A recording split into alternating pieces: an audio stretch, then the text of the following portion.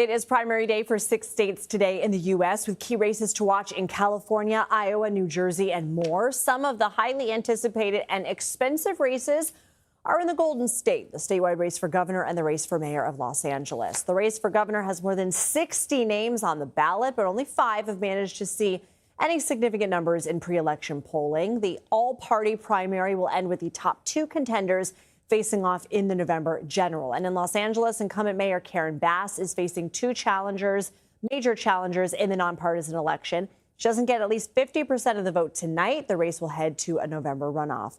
In Iowa, Republicans will vote in their first open gubernatorial primary in 2 decades, with Governor Kim Reynolds not seeking another term. Late last week, President Trump threw his endorsement behind Congressman Randy Feenstra. We have CBS News team coverage. Julie Watts in California, Finn Gómez in Washington, Lana Zach in Iowa. Let's start with CBS News investigative correspondent Julie Watts. So where do things stand in this crowded gubernatorial race?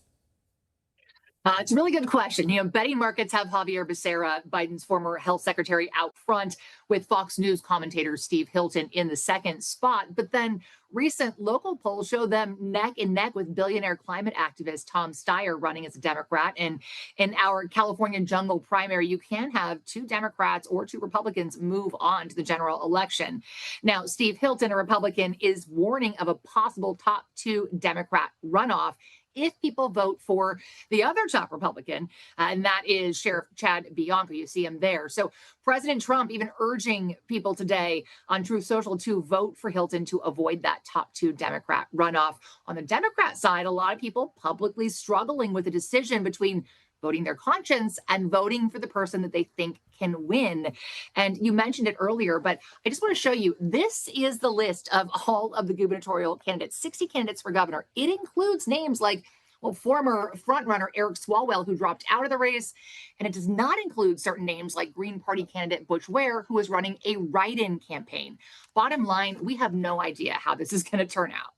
Okay, let's talk about mayor then. Incumbent Karen Bass facing fellow Democrat Nithya Raman and Republican reality TV star Spencer Pratt. What should we expect here? Again, national prediction markets, they have Mayor Karen Bass and Pratt way out ahead, but local polling has them neck and neck with city council member Nithya Raman, who was endorsed by Bernie Sanders. That, of course, goes a long way in deep blue LA. The real question here is how many of Pratt's fans are actually eligible to vote in Los Angeles. He has a lot of celebrity supporters, people across the country flooding social media with viral pro-Pratt content. But can they vote in LA? That is the question. And there's also chatter right now, I should point out, about people trying to come to LA to illegally vote for Spencer Pratt, which could really complicate our already very complicated ballot certification process here. So a lot of potential plot twists in that race as well. We truly don't know what to expect. Julie Watts, we always love getting a chance to talk to you. Thank you for breaking it down for us. And joining us now from Washington is CBS News political director Finn Gómez. So Finn, let's dive deeper here into California.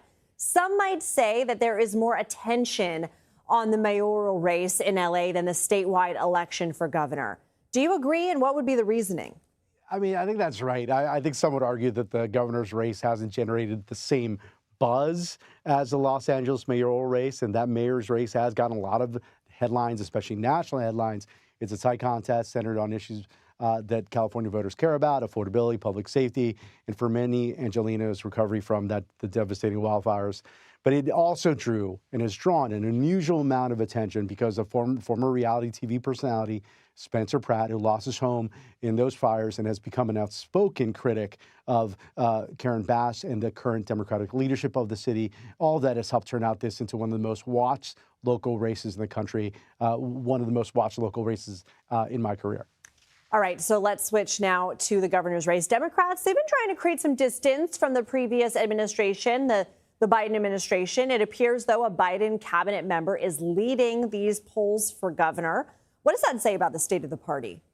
Yeah, Javier Becerra. I think it shows Democrats aren't rejecting everyone associated with the Biden years. I mean, voters Democratic voters may be looking for a new message, a new leadership, turn the page. But experience, I think, still matters in this situation potentially, especially in a state like California, which deals with a lot of natural disasters, and especially in a race like this one. This governor's race has consistently been described to me by some top California Democrats as, quote, a weak field. Remember Kamala Harris, the former vice president, Senator Padilla, major Democrats in California passed on the race. And that opened the lane for others, including, of course, Eric Swalwell. He dropped out because of allegations. And then, of course, Becerra, over the last several weeks, has really risen to be the frontrunner in this race. And he has longstanding ties to the state. He served in Congress, was California's attorney general, and remains well known to many in the race, high name ID. So this may be less about the Biden brand and more about who Democrats believe has the best experience to govern and win in November. Okay, before I let you go, let's talk New Jersey, because Representative Tom Keene Jr. hasn't been seen in nearly 3 months. He put out a statement today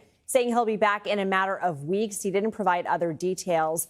It's my understanding he's running unopposed, right? So what's going on here? He's running unopposed, and we're getting, like you said, new information today. In that statement that you just cited, Keene says he expects to transition from virtual work to in-person work, quote, within a matter of weeks, and that he'll be completely transparent about the nature of his medical condition at that time. He's not being transparent now. This answers very little, and his absence has become a political issue in one of the most competitive House districts in the country. 4 Democrats are vying right now to battle out to see who faces him in November. But this 7th district remains a true battleground and a top target for Democrats this fall. Okay.